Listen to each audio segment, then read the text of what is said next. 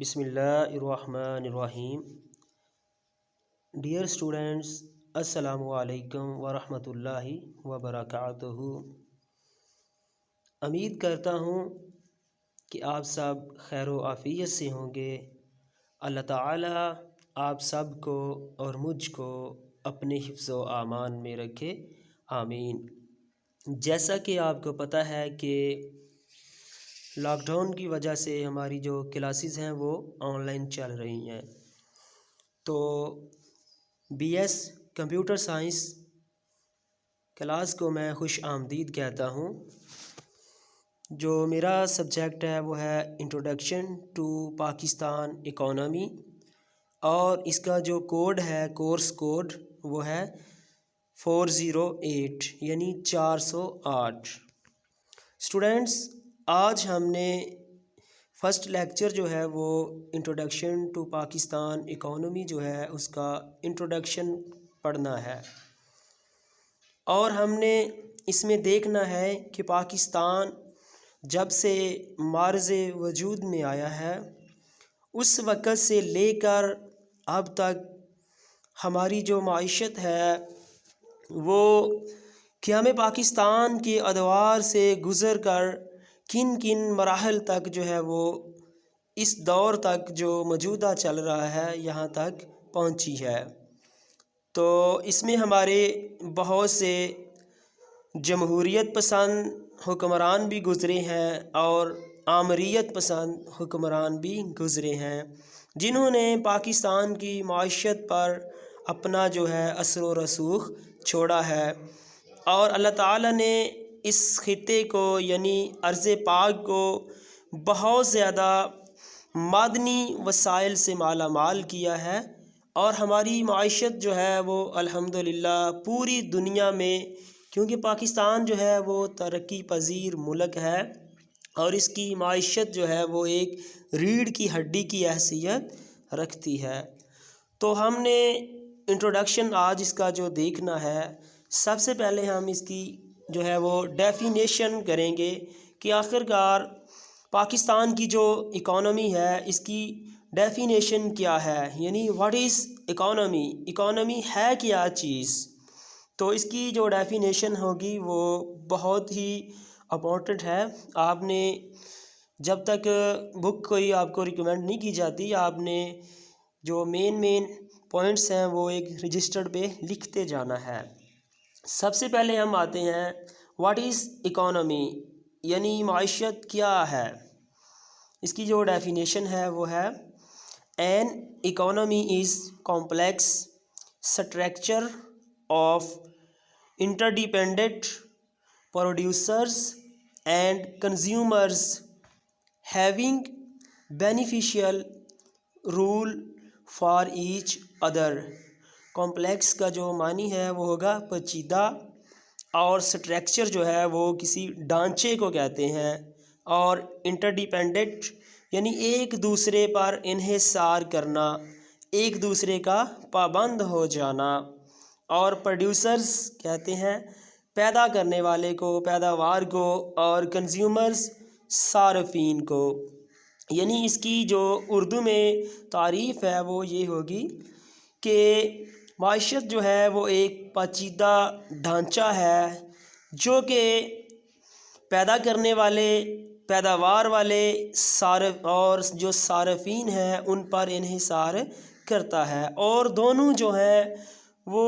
کردار جو ادا کر رہے ہیں وہ بہت ہی بینیفیشیل یعنی فائدہ مند کردار ادا کر رہے ہیں ایک دوسرے کے لیے۔ اور نیکسٹ جو دوسری اس کی لائن ہے وہ ہے اے ویک اینڈ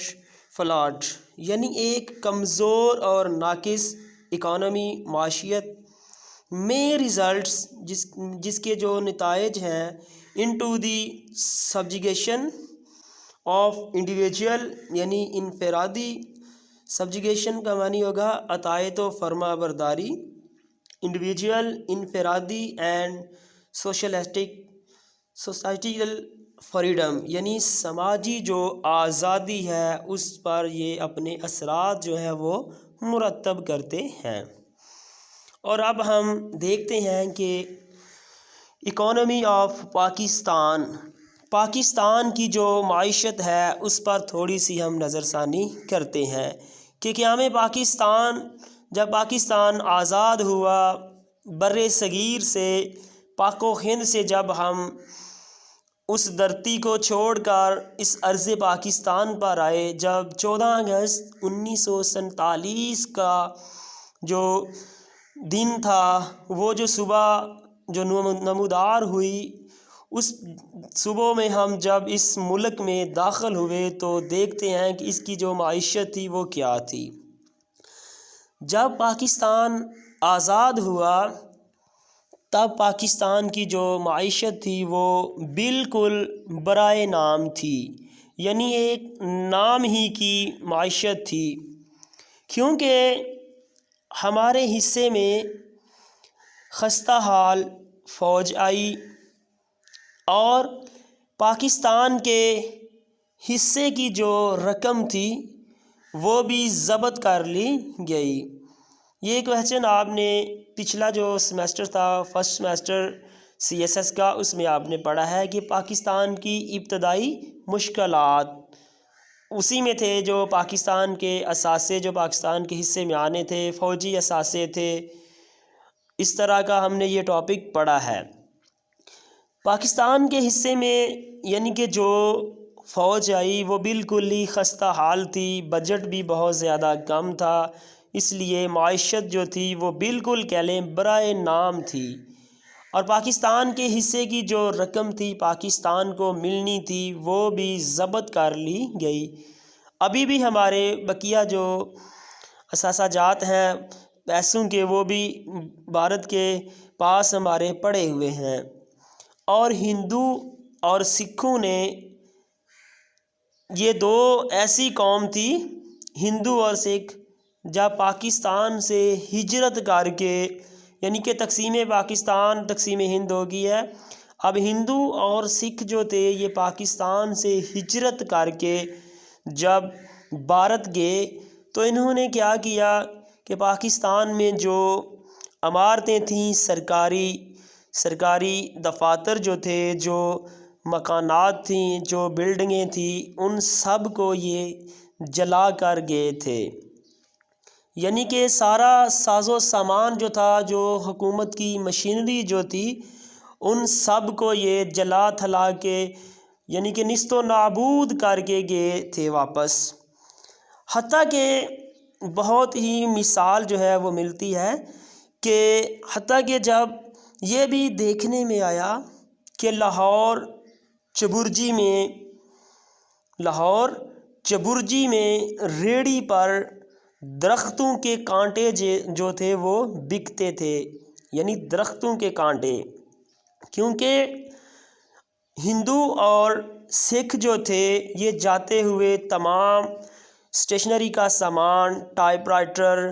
ہمارے جتنا بھی پیپرز تھے، کاغذ تھے، وہ جلا گئے تھے۔ ریڑھی پر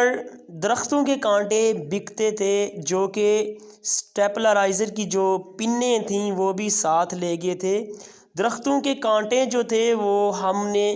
پنوں کا جو استعمال تھا، پنوں کی جگہ اسٹیپلر میں کانٹے جو تھے وہ استعمال کر کے ہم نے اپنی ضروریات جو تھی وہ پوری کی تھی۔ اور اب ہم چلتے ہیں جو اس کا معیشت کا پاکستان کا دور ہے 1971، یعنی 1971 سے لے کر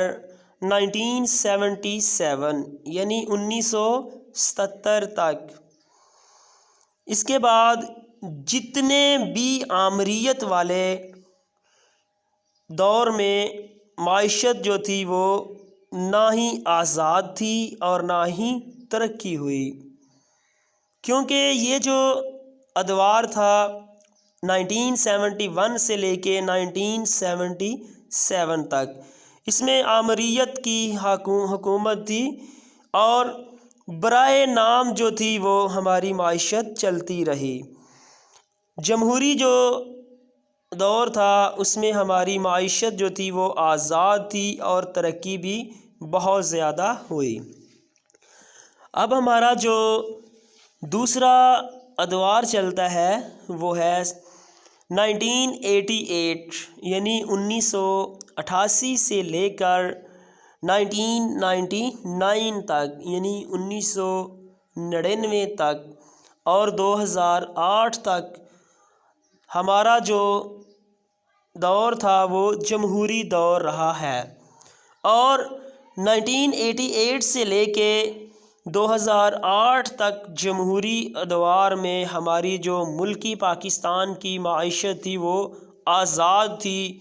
اور اس ادوار میں پاکستان کی جو اکانومی جو ریٹ تھا وہ 18% تک وہ پہنچ چکا تھا۔ یہ تھا ہمارا اسٹوڈنٹس انٹروڈکشن پاکستان کا جو پاکستان کی جو اکانومی ہے اس کا جو انٹروڈکشن ہے۔ سب سے پہلے ہم نے اس کی ڈیفینیشن جو ہے اس کو اچھی طرح سے تیار کرنا ہے، اور اس کے بعد جو ہے اکانومی آف پاکستان یعنی پاکستان کی جو معیشت ہے اس کو ہم نے اس کے جو پاکستان کا پہلا ادوار ہے جب پاکستان معرض وجود میں آیا، تھوڑا سا ہم نے اس کا بیک گراؤنڈ پڑھا ہے، اس کی ہسٹری کو ہم نے اپنے ذہن میں رکھنا ہے کہ جب پاکستان آزاد ہوا اس وقت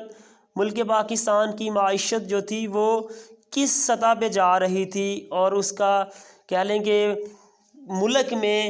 ریڑھ کی ہڈی کی حیثیت تو تھی، لیکن